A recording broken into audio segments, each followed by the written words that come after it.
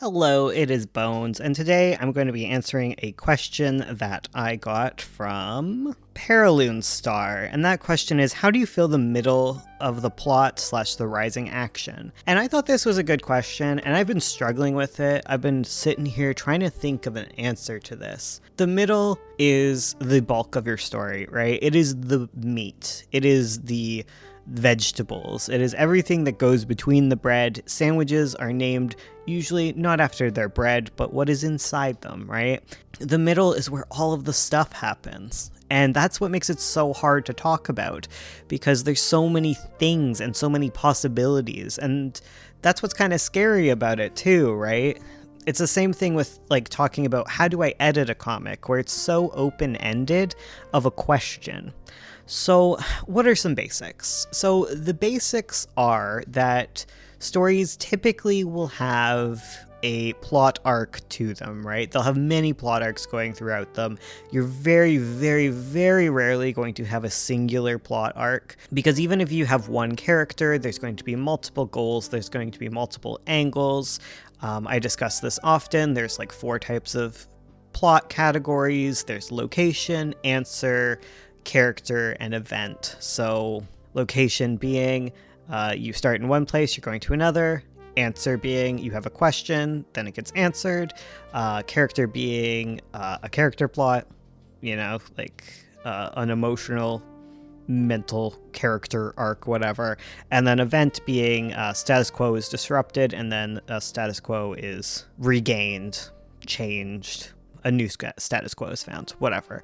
And because of that, you're always going to have like a large amount of plots, like even if you just had a location plot where like you have a character who's going from one place to the other, they're inevitably going to also have a character arc. It's very hard to have characters without a character arc. Yeah, so when you're writing a story, you're going to be dealing with the framework of a story, and you're going to have multiple arcs going on, and then side plots, and each side plot will also have multiple plots within each side plot.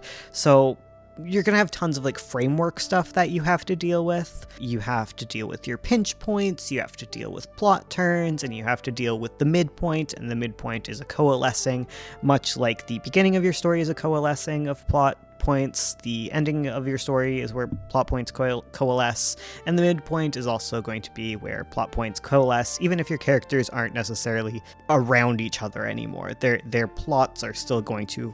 It's like a season finale almost, right? Where like it's promising more things. Like that's what your midpoint is. But I don't really want to talk about midpoints today. I don't really want to talk about pinch points. I want to talk more generally. And so when you're writing the middle of your story and you're looking at all the framework of all the different plots, like that will give you a good amount of things to do for your middle, but there's so much more that happens there. When I used to write, I was very bad at writing middles. You can tell from like Sovereign and from Pretty Mouth, my 2 first comics, that I just didn't really like writing the middle. I kind of blasted through it to get to the exciting bits. And that's a problem, because you want your middle to be full of exciting things you want to get to, right? Like the middle is where stuff happens. And if you don't have stuff to happen in the middle and you just run to the ending, it doesn't end up being satisfying. You don't get to build up to your ending. Like you want to earn your ending, so you have to build up to it. And you can't really build up to it without having a fully fleshed out middle. Like to go back to the bread metaphor, like you can't have a sandwich that is like just bread, and like a sandwich that is like bread with like the thinnest layer of like jam is just not very satisfying. I mean, some of us are into that. That's cool. But like most people want like something more substantial, right? So what else gets added? Well, you want to set things up, right? So looking at the larger framework of your story and looking at all the points you need to reach, all these exciting bits, you need to set them up. You need to set them up in other scenes, you need to introduce things, you need to always be looking ahead to the next plot point that you're getting to, and you need to make sure you have everything you need to set it up. When I am writing middles, what I tend to do, when I'm just writing in general, like I tend to have like the beginning in mind and the end in mind, and then I just try and move in that direction, right? And so what I will do is I will write out all the things that I want to get to. I'll write out like what's the next big plot point, and then I will flesh out a list of scenes that need to happen before that plot point does. So if I want a character to die, I need to set up a bunch of things to make that impactful, right? Like before I get to their big death scene, what do I need to have happen before that? And I'll write a list of those scenes and I'll go at them one at a time. And that's usually how I keep on track. And when you're looking at those scenes, you want them all to be interesting scenes. You can't just be like, oh, well, this isn't an exciting point of my story, like I'm not going to make it interesting. You have to make it interesting. There's ways to make things interesting. And the ways that you do that is you add good backdrops to things. You add good and unique scenarios to it. You want them to be in an interesting location. You want them to be doing something. You don't want to have characters just sitting and talking typically. You can very easily make things more interesting by just having them doing something while they're talking. Like that's all you have to do. Instead of having them just generically talking somewhere, they're baking a cake while they do it. I'm baking banana bread right now while I am talking to you. You need to come up with these scenarios. You need to have them talking while studying swords play. Classic. You need to have them approaching an interesting vista. You need some world building. You need there to be cool stuff happening while you build up on things, right? And the other thing that the middle of your story, all of the rising action will need, is some debriefing. You can't just have exciting things happening all the time. Like rising action is always moving upward, but I wouldn't say that it is a straight line going up. It definitely moves a little exponentially by the end, but there's also going to be little flat line moments, right? Where you reiterate and you emphasize. So like after a character dies, after something big happens, after something small happens, you want to take some time for the characters to like take a breath and talk about what happened. Have a little therapy session almost, I guess. Like, it's just like an exhale almost. I find your story will need to exhale sometimes. Your story needs to breathe is, I guess, how I would put it. Usually after, you don't want to have like action, breath, action, breath, action, breath.